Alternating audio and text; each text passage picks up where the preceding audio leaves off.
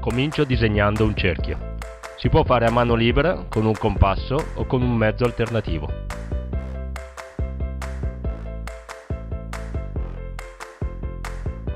Dal centro del cerchio faccio passare una linea verticale e una orizzontale. Un'altra linea orizzontale sulla base del cerchio. E una terza linea a metà fra queste due.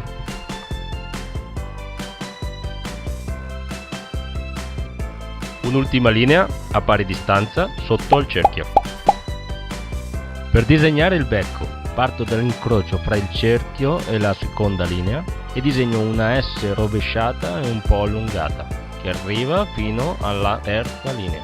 La stessa cosa simmetrica sull'altro lato.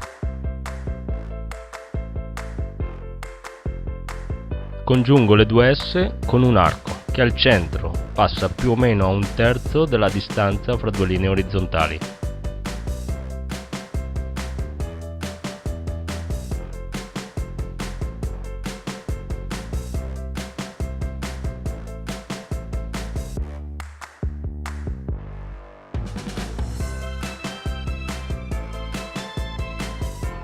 Più sopra un altro arco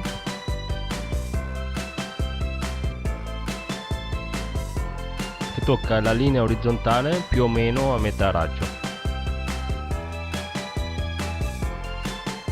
Risale e gira attorno a questa S per poi riscendere.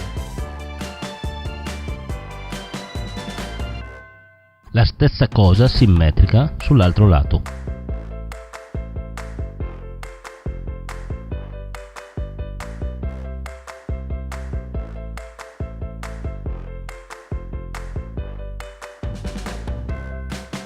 Concludo la parte superiore del becco con una linea che passa a 2/3 della distanza fra le due linee orizzontali.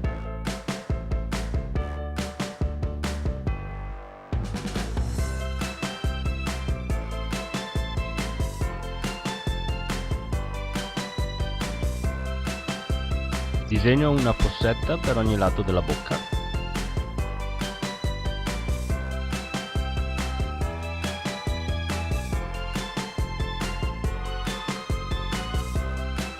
Ora, se il becco è chiuso, la parte inferiore si può disegnare con una linea parallela alla parte superiore, così.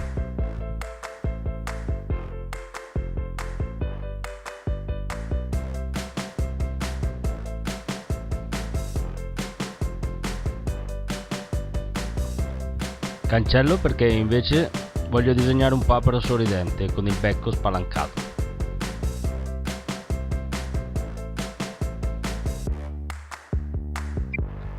Allora il becco sarà il prolungamento di queste linee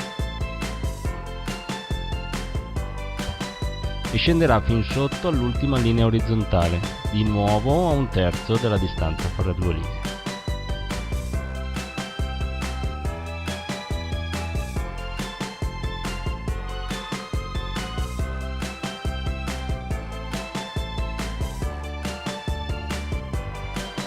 Un'altra curva fino alla linea orizzontale inferiore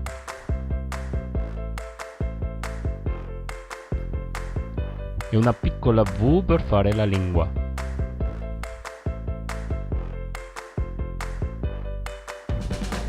Gli occhi sono dei grossi ovali che vanno a nascondersi un po' dietro al becco nella parte inferiore e salgono fino a quasi la sommità del cerchio.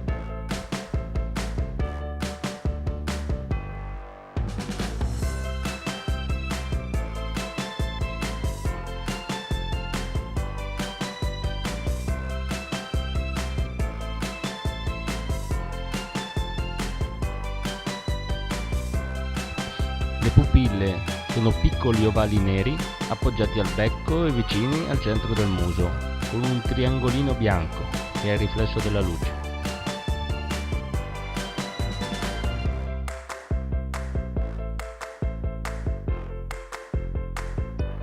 Le arcate sopraccigliari escono fin fuori dal cerchio.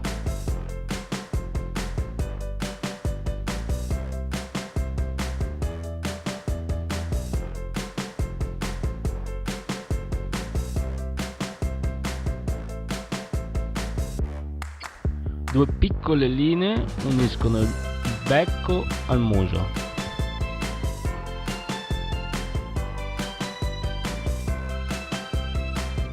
Disegno un paio di ciuffetti sul lato della testa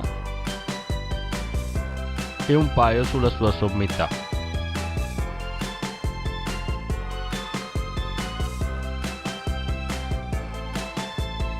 Paperino porta un cappello da marinaio, un po' storto.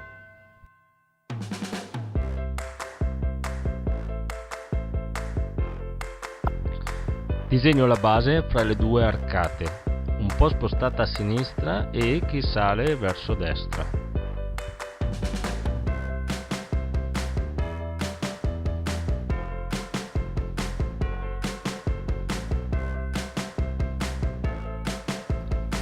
Sopra è un po' floscio e si disegna con due curve, una un po' più grande dell'altra.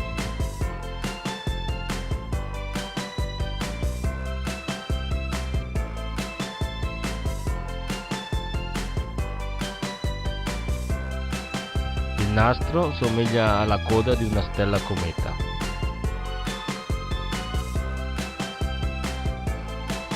Infine per il collo teniamo presente che è attaccato alla testa e perciò si disegna come prolungamento di questa.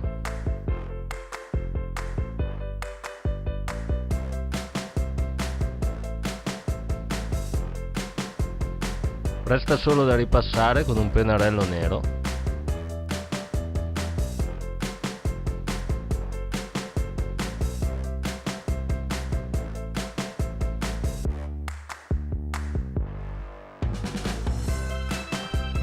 Cancellare la matita e colorare.